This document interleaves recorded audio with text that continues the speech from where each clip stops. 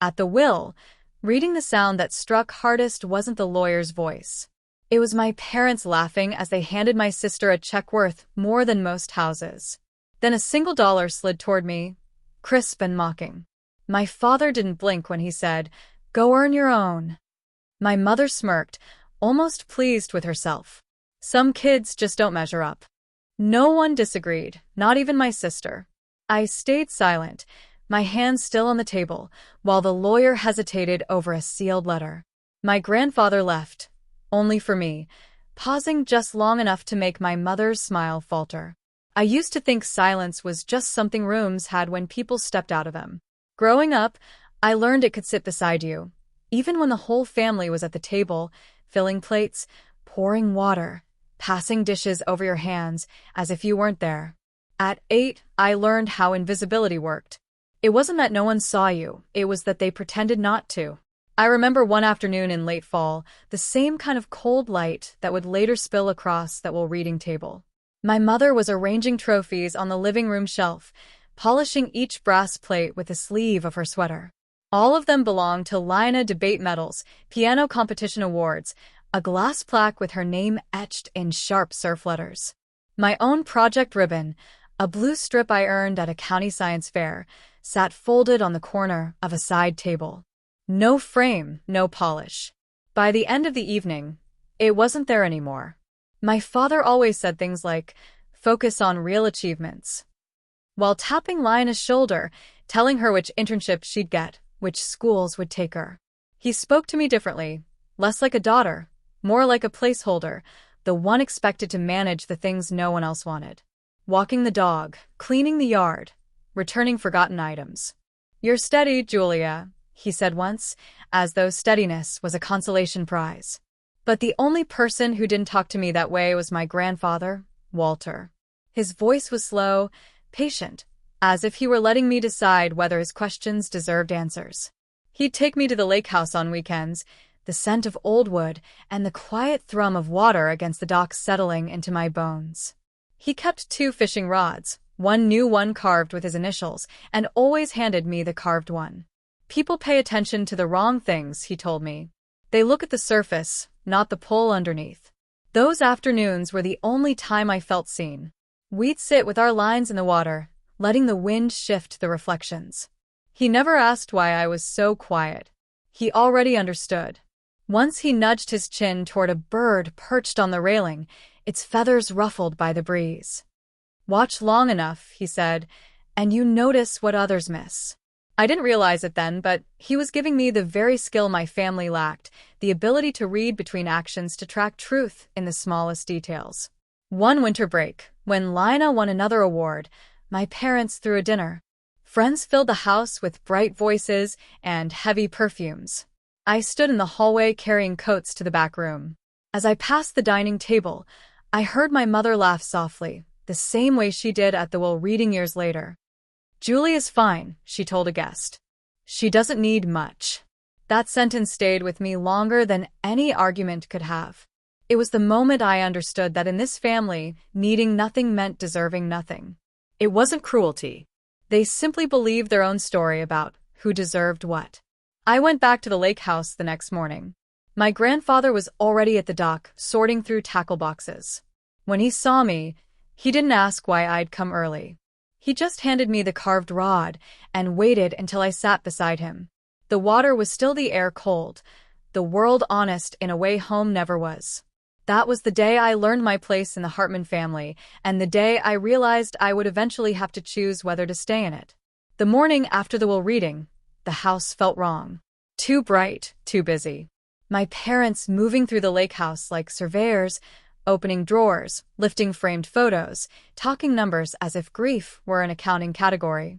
I stood near the window, watching frost melt along the deck rail, trying to quiet the echo of their laughter from the day before. Lina drifted in with a mug she didn't drink from. She hovered beside me like she wanted to say something meaningful, but couldn't risk choosing the wrong words. "It was a shock for all of us," she murmured, eyes fixed on her reflection in the glass. "Not me, us." Even in comfort, she centered herself. My father entered next, carrying a stack of folders from my grandfather's office. He set them on the table and thumbed through the pages with the casual ownership of someone convinced they deserved everything. "We'll sort this," he said, meaning they would. His gaze skimmed past me the way one glances past a coat rack. "Your sister will handle most of the responsibilities." My mother followed behind him, sorting envelopes, humming a tune I couldn't place. When she reached the small pile left for me, just the dollar, the sealed letter and a key, she paused long enough for the silence to thicken. Then, without looking up, she delivered the line that locked everything into place. "Go earn your own." No heat, no hesitation, just a verdict. Lioness shifted her weight, uneasy. My father pretended to reread a document. The only sound was the distant creak of the dock settling into the cold water outside. I didn't respond. My hand tightened around the sealed envelope, its weight suddenly heavier than everything they'd claimed for themselves. For the first time, I realized they weren't overlooking me. They were erasing me, and they expected me to let them. I left the lake house before anyone noticed. No door slam, no goodbye, just the soft click of the latch behind me. The air outside carried a thin edge of winter, sharp enough to keep me steady as I walked to my car. I set the sealed envelope on the passenger seat and drove toward town, the trees blurring into one muted line. Every mile loosened the grip of their voices. At the small inn near the ridge, a place my grandfather and I once stopped for hot chocolate, I checked in without giving a reason. The owner, Rosa, recognized my name but didn't ask questions. She handed me a key and pointed to a quiet corner room. A gift really, for walls that didn't demand anything from me. Inside, I set my notebook on the desk and finally opened the envelope. A key, a short letter in my grandfather's handwriting, a set of numbers, and one line underneath. "Start where the truth was first spent." No instructions beyond that, no explanation, just enough to pull me into the dark corners he'd always hinted at, the places where appearances had replaced honesty in our family, long before I understood the cost. I read the letter 3 more times, tracing each loop of his pen. Then I opened my notebook and wrote the numbers down. I ran them through every pattern I could think of. Dates, entries, valuations. Eventually, the columns aligned in a way that made sense only if you knew why someone would hide certain payments and inflate others. And I did. I powered on my laptop and began the work I knew best. Quiet, methodical, precise. I checked archived documents tied to my grandfather's old company. I compared notes with public filings. I mapped the flow of payments that never matched the official timeline. When something didn't align, I color-coded it. When something repeated, I boxed it in red. Hours passed like minutes. No fury, no tears, just clarity. The truth wasn't hiding. It was sitting in plain view, waiting for someone who wasn't invested in the illusion to actually look. By late afternoon, the notebook was half filled. Patterns emerged. So did motives. A particular set of payments, rounded amounts, always just below thresholds that would trigger review, appeared again and again under a shell entity my father once advised. I leaned back in the chair, letting the weight of it settle. Not surprise, not even disappointment, just confirmation of what silence had been whispering through the years. I drew a line on a fresh page. Then I began assembling a timeline, dates, locations, signatures, inconsistencies, everything grounded in public record or the materials my grandfather had tucked away in his study. No accusations, no speculation, only facts arranged cleanly enough that they spoke without interpretation. I didn't need to fight them. The truth could do that on its own. When the sun dipped behind the hills, I took out the second item from the envelope, the key. I knew exactly which door it belonged to, the locked cabinet beneath his desk, the one he always touched before leaving the study, a habit I'd filed away years ago without understanding. I closed my notebook and slid it into my bag. Then I drove back to the lake house, arriving after twilight. Their cars were still there, positioned neatly like pieces on a board. I moved quietly, my steps absorbed by the damp wooden planks. Inside, the house was dim. A few lights glowed in the hallway. Laughter drifted from the living room, thin, uneasy, forest. They were talking about investment projections. Even now, still hungry. I slipped into the study without being seen. The air inside was still holding the faint scent of old books and cedar. The desk lamp cast a soft circle of light around the locked cabinet. I knelt and fitted the key into the metal slot. It clicked open with a sound that felt final. Inside were binders, thin, labeled only by years, a stack of notes in my grandfather's handwriting, a small recording device, a few printed emails, and a single envelope addressed to me sealed with the same care as the first. I didn't open it yet. Instead, I sorted through the binders. Page after page confirmed what I had already traced my parents' fingerprints on decisions that stripped him of control in ways he never publicly admitted. Rounded payments, notes written in my father's legal phrasing, a pattern of advice that didn't match the outcomes. I scanned what mattered and stored the digital copies in a cloud folder, then backed them up twice. Simple, professional, clean. In the corner of the study was a camera, so small it blended into the wood frame of the bookshelf. I hadn't noticed it before, but my grandfather's letter had said everything I needed to understand truth is only effective when the right people see it. The lake house recorded everything, their actions, their words, their intent. I stood slowly, letting the realization settle like dust in a quiet room. This wasn't revenge. This was administration carried out by a system he built, now placed in my hands. I closed the cabinet, locked it again, and slipped the key into my pocket. No need to announce anything. Not yet.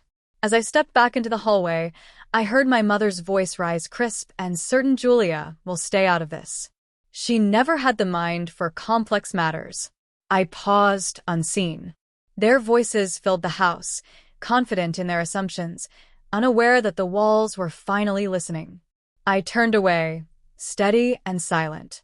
This time I wasn't here to be included. I was here to finish what he started. Morning light slid across the lake house floor in a thin, cold line when I returned. My parents were already dressed too formal for the hour, too composed for what they believed was still under their control. Lionel hovered nearby, twisting the edge of her sleeve. When the knock sounded, all three straightened as if bracing for applause. It was only Mr. Boone, my grandfather's longtime friend. He stepped inside quietly, carrying a folder and a small device. He nodded at me first, then at the others. No greeting. My mother's smile tightened. Is this necessary? He didn't answer. He simply placed the folder on the table and pressed a button on the device. The room filled with the soft click of an audio file starting. Then came my grandfather's voice, steady, unmistakable, recorded in the same study where my parents had spent yesterday tearing through his things. If this is being heard, it means the conditions have been met. My father shifted, caught off balance. My mother's expression stayed rigid. Grandpa continued. I trusted the people closest to me to handle my work with integrity. Some did not, so I left instructions to ensure the truth would be seen clearly, without debate. A second click. Footage appeared on the small screen. My parents in the study opening drawers, discarding photos, evaluating items like inventory. Their voices carried plainly talk of property value, leverage, entitlement. My mother stepped forward. This is taken out of context. Mr. Boone raised a hand. Silence. Another clip followed. This time, records projected onto the screen. Payments, notes, rounded numbers. The same anomalies I had circled in my notebook. My father's initials appeared more than once. My mother's signature on advisory memos she had always claimed were routine. My father exhaled sharply. Old paperwork misinterpreted. This doesn't prove any. The recording shifted again. My grandfather's voice returned softer, now edged with weariness. Julia, if you're hearing this, you have already seen what they hoped would never be found. The will reading was not the end. It was the beginning. Everything that comes next relies on what you choose to do with truth that was buried. My mother's composure cracked. A flash of panic cut through her eyes. Julia, stop this. You don't understand how these things work. But I didn't say a word. Mr. Boone opened the folder, sliding out a set of documents clean officials signed long before my grandfather died. These are the final directives, he said. Your father and mother retain the properties assigned to them. Your sister retains her trust, but the remainder of the estate, including the controlling interest in your grandfather's research foundation, transfers to Julia alone. My father stood. Absolutely not. This can be contested. It can, Boone said calmly. But if contested, every asset defaults to the foundation in full. That was Walter's stipulation. There is also a clause regarding possible legal review of past advisory work. You know which work he meant. The room quieted. My mother's breath hitched. Lioness stared at the floor, cheeks pale. I stepped forward not to speak, but to place the key from the locked cabinet onto the table. A small sound barely audible.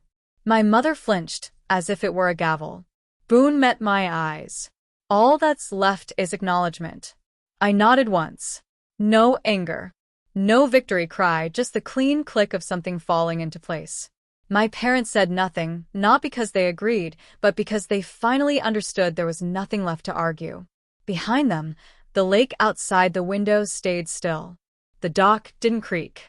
Even the house seemed to hold its breath. The reversal wasn't loud. It didn't need to be. I stayed behind after everyone left, letting the lake house settle back into its natural quiet. The air inside still carried the faint smell of cedar and old paper. My grandfather's trace untouched by the storm that had just passed through.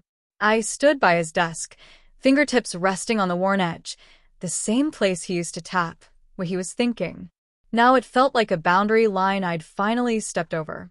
Outside, the water barely moved. A thin layer of mist hovered above it, rising and fading in slow breaths. I opened the door and walked to the dock boards cool under my feet. The same boards I had sat on as a child with a simple need to understand the world. Back then, Grandpa would point at the quiet surface and say, "Still water tells the truth if you know how to listen." For the first time in months, I listened. No echoes of my mother's voice, no sharp corrections from my father, no strained smiles from my sister, just the soft lap of the lake and the steady rhythm of my own breathing. I didn't replay what had happened inside.